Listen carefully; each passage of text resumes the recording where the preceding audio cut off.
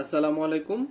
প্রাথমিক সহকারী শিক্ষক নিয়োগ, শিক্ষক নিবন্ধন, মাধ্যমিক উচ্চ মাধ্যমিক শিক্ষা অধিদপ্তর, স্বাস্থ্য অধিদপ্তর, খাদ্য অধিদপ্তর, সমাজসেবা অধিদপ্তর, অডিটর নিয়োগ এবং অন্যান্য প্রতিযোগিতামূলক পরীক্ষার জন্য মডেল টেস্টের আয়োজনে আরেকটি মডেল টেস্টে আপনাদেরকে স্বাগতম।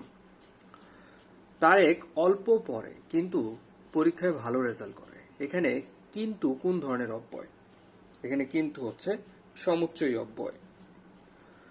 ঝমঝম করে বৃষ্টি পড়ছিল। এখানে জমজম কোন ধরনের দ্বিরুক্ত? এটা হচ্ছে ধনাত্মক দ্বিরুক্ত। কোনগুলো দন্ত ধ্বনি? দন্ত ধ্বনি হচ্ছে ত, থ, দ, দ, মূর্ধন্য ন, মানে দন্ত ন যেখানে আছে এটা হচ্ছে দন্ত ধ্বনি। কোনটি ধ্বনি বিপর্যয়ের উদাহরণ? ধ্বনি বিপর্যয়ের উদাহরণ হচ্ছে লাফ থেকে যখন ফাল হয়ে যায় শব্দ। যে সকল পদের সমন্বয়ে সমাস হয় তাকে কি বলা হয়? সমস্যমান পদ বলা হয়। শুদ্ধ বানানের শব্দগুচ্ছগুলো শনাক্ত করুন। শুদ্ধ বানানের শব্দগুচ্ছগুলো হচ্ছে, দেখেন এখানে স্বায়ত্তশাসন, আভ্যন্তর এবং জন্মবার্ষিক। সুধীন্দ্র, সুধীন্দ্র এর সন্ধি বিচ্ছেদ কোনটি? সুধীন্দ্র এর সন্ধি বিচ্ছেদ হচ্ছে সুধি যোগ ইন্দ্র। জলাশয় শব্দের সমার্থক শব্দ কোনটি? জলাশয় শব্দের সমার্থক শব্দ হচ্ছে সরোবর। বাংলা ভাষায় জ্যোতি বা ছেদচিহ্ন মোট কয়টি? জ্যোতি বা ছেদচিহ্ন হচ্ছে মোট 12টি। ইতর বিশেষ এই বাগধারার অর্থ কি? ইতর বিশেষ এই বাগধারার অর্থ হচ্ছে পার্থক্য। ক্রিয়া, সর্বনাম এবং অনুসর্গের পূর্ণরূপে ব্যবহৃত হয় কোনটি? পূর্ণরূপে ব্যবহৃত হয় সাধু ভাষা রীতিতে। অনুমোদিত এই শব্দটির বিপরীতার্থক শব্দ কোনটি? অনুমোদিত মানে হচ্ছে অননুমোদিত। নিচের কোনটি তৎসম শব্দ নয়? তৎসম শব্দ নয় হচ্ছে চাঁদ, কারণ চাঁদের তৎসম শব্দ হচ্ছে চন্দ্র। পাঠক শব্দের যথার্থ প্রকৃতি এবং প্রত্যয় কোনটি? পঠ যোগ অক, পাঠক। নিচের কোন শব্দটি শুদ্ধ? শুদ্ধ শব্দ এখানে কিন্তু কৌতুক। যার দুহাত সমান চলে তাকে এক কথায় কি বলা হয়? তাকে এক কথায় বলা হয় সব্যসাচী। বাংলা ভাষায় মুদ্রিত প্রথম গ্রন্থের নাম কি? মুদ্রিত প্রথম গ্রন্থের নাম হচ্ছে কথোপকথন। মোদের গরব মোদের আশা আমরি বাংলা ভাষা এই চরণটির রচয়িতাকে? চরণটির রচয়িতা অতুল প্রসাদ সেন। কোনটি রাজা রামমোহন রায় রচিত বাংলা ব্যাকরণ গ্রন্থ? বাংলা ব্যাকরণ গ্রন্থ হচ্ছে গৌড়ীয় ব্যাকরণ।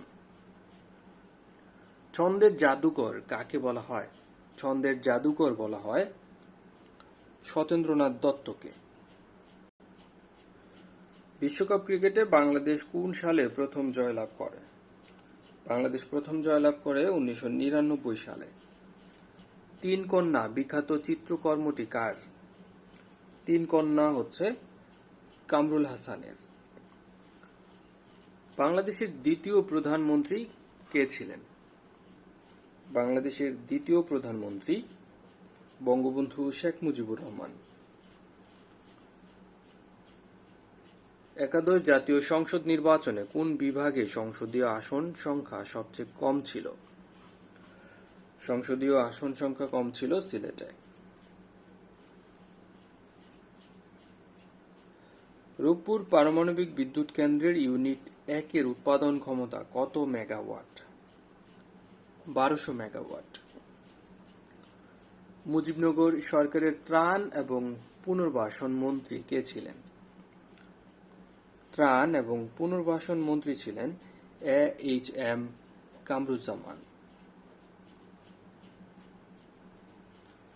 কার সহায়তায় 1856 সালে বিধবা বিবাহ আইন পাশ হয়? বিধবা বিবাহ আইন পাশ হয় ঈশ্বরচন্দ্র বিদ্যাসাগরের সহায়তায়। গণপ্রজাতন্ত্রী বাংলাদেশের সংবিধানের অনুচ্ছেদ সংখ্যা কতটি? অনুচ্ছেদ সংখ্যা হচ্ছে 153টি। পাকিস্তানি কারাগার থেকে বঙ্গবন্ধু প্রথম স্বাধীন বাংলাদেশে ফিরে আসেন কখন? বঙ্গবন্ধু স্বাধীন বাংলাদেশে ফিরে আসেন 10ই জানুয়ারি, কিন্তু ছাড়া পান 8ই জানুয়ারি 1972 সালে। কোন সালে বাংলা একাডেমি প্রতিষ্ঠিত হয়? বাংলা একাডেমি প্রতিষ্ঠিত হয় 1955 সালে। আপনারা কিন্তু প্রশ্ন দেখার সাথে সাথেই উত্তর কি হতে পারে সেটা কিন্তু মনে মনে ভাবলে হয়তোবা অনেক বেশি মনে থাকবে এবং পরীক্ষার মতো আপনার টেস্ট হয়ে যাবে। দেশের বৃহত্তম নদী বন্দর কোনটি? অনেকেই হয়তোবা জানেন যে এটি হচ্ছে নারায়ণগঞ্জ নদী বন্দর। সোমপুর বিহারের প্রতিষ্ঠাতা কে? সোমপুর বিহারের প্রতিষ্ঠাতা হচ্ছেন ধর্মপাল। এরকম সাম্প্রতিক প্রশ্নগুলো আমরা অ্যাভয়েড করব, কারণ এগুলো আর সাম্প্রতিক হয়তোবা কিছুদিন পরে থাকবে না। বিশ্ব বিনিয়োগ প্রতিবেদন 2020 অনুযায়ী বাংলাদেশের বিনিয়োগের শীর্ষ দেশ। বাংলাদেশের বিনিয়োগের শীর্ষ দেশ হচ্ছে চীন। কয়েকদিন পরে চেঞ্জও হতে পারে। সো যেই প্রশ্নগুলো হচ্ছে সবসময় ইটারনাল, কোনো ধরনের চেঞ্জ হবে না, ওই প্রশ্নগুলোর দিকে আমরা নজর দিব। আর সাম্প্রতিকের জন্য অবশ্যই আমাদের সাম্প্রতিক প্রশ্ন ফলো করব। চিরস্থায়ী বন্দোবস্তের প্রবর্তক কে? চিরস্থায়ী বন্দোবস্তের প্রবর্তক হচ্ছে লর্ড কর্নওয়ালিস। কোন বিদেশি পত্রিকা বঙ্গবন্ধুকে রাজনীতির কবি বা পয়েট অফ পলিটিক্স উপাধি দিয়েছিলেন? পয়েট অফ পলিটিক্স উপাধি দিয়েছিলেন নিউজউইকস। বাইজেন্টাইন সাম্রাজ্যের রাজধানী কোন নগরী? বাইজেন্টাইন সাম্রাজ্যের রাজধানী হচ্ছে কনস্টান্টিনোপল। জাতিসংঘ দিবস কোন তারিখে পালন করা হয়? 24শে অক্টোবর জাতিসংঘ দিবস পালন করা হয়। মিয়ানমারের রোহিঙ্গারা তাদের নাগরিকত্ব হারায় কত সালে? নাগরিকত্ব হারায় 1982 সালে। স্কারভি রোগের প্রতিষেধক কোন ভিটামিন? স্কারভি রোগের প্রতিষেধক হচ্ছে ভিটামিন সি। নিচের কোন কাজের জন্য কম্পিউটার বেশি সুবিধাজনক? আমরা জানি যে কাট কপি পেস্ট করার জন্য হচ্ছে আপনার কম্পিউটার বেশি সুবিধাজনক। দ্যাট মিন্স পুনরাবৃত্তিমূলক কাজের জন্য। The wearer knows where the shoe pinches. আচ্ছা, এখানে ওয়ার কোন পার্টস অফ স্পিচ বা এটি কি? হোয়ার হচ্ছে এখানে একটি রিলেটিভ অ্যাডভার্ব, কারণ এটা প্লেস বোঝানো হচ্ছে, adverb of place. He work hard so that. So that এর পরে কি হয় এটা মূলত ডিপেন্ড করে যে এখানে ভার্বটা কি আছে। তাহলে যেহেতু এটা পাস্ট ইনডিফিনিট টেন্সে আছে, তাহলে এখানে হবে could. We could succeed.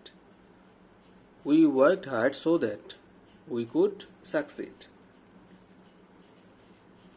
We should not drink polluted water. Polluted water, এখানে দেখেন ওয়াটার কিন্তু এখানে নাউন, আর নাউনের পূর্বে যেটা বসে সেটা হচ্ছে অ্যাডজেক্টিভ। তাহলে সহজে আমরা বলে দিতে পারি যে এটা অ্যাডজেক্টিভ, কিন্তু মোর স্পেসিফিক্যালি এটি হচ্ছে একটি participle. Which one is a compound noun? Compound noun কোনগুলো? আসলে মূলত যেখানে হচ্ছে দুইটা শব্দের সংযোগ একসাথে হয়, যেমন দেখেন হ্যাড একটা শব্দ, মাস্টার একটা শব্দ, এখানে দুইটা শব্দের সংমিশ্রণ হয়েছে, তাহলে এটা হচ্ছে compound noun. This foods derive from my land. এই খাবারগুলো আমার জমি থেকে এসেছে। হেয়ার দিস বলতে কি বোঝানো হয়? দিস হচ্ছে এখানে একটা determiner.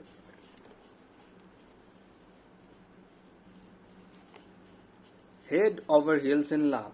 Head over hills in love বলতে বোঝানো হয় যে কোনো মানুষকে অনেক বেশি পছন্দ করা, অনেক বেশি ভালোবাসা।